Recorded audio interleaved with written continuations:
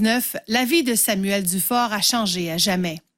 Le jeune homme de 22 ans venait d'obtenir son permis de conduire de moto lorsqu'il a été impliqué dans un grave accident de la route. Le foie, la rate déchirée au niveau 3. J'ai eu 4 vertèbres lombaires dorsales dans le dos qui ont été fracturées au moment de l'impact.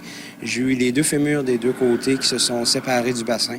Après plus d'1 mois d'hospitalisation, sa véritable bataille débute. SAC, ce n'est pas seulement une entreprise qui gère les plaques et les permis, c'est surtout une assurance. C'est devenu une machine bureaucratique, sans cœur et sans âme, qui en a bien peu de considération pour les victimes.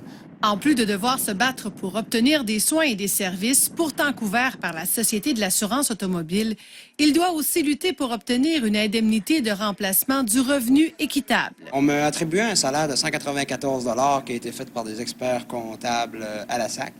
194 $ pour 2 semaines. Depuis 1990, lorsque vous êtes victime d'un accident de la route et que vous êtes un travailleur autonome, la Société doit évaluer la moyenne des salaires de l'industrie. Comme on le sait, la plupart des travailleurs autonomes ont des revenus assez bas parce qu'ils réinvestissent dans l'équipement, dans la machinerie, ils ont beaucoup de salaires à payer. Ça n'a aucun bon sens que je dois me débattre, que moi déjà que je vis un traumatisme incroyable, que je dois prendre le temps et l'énergie nécessaire pour me permettre d'obtenir ce qui me devrait m'être dû. Souvent, la SAC se trompe à la baisse, comme par hasard, en évaluant à la baisse les montants qu'elle doit verser aux accidentés. Samuel Dufort ne compte pas abandonner la bataille et espère être en mesure de reprendre son travail le plus rapidement possible.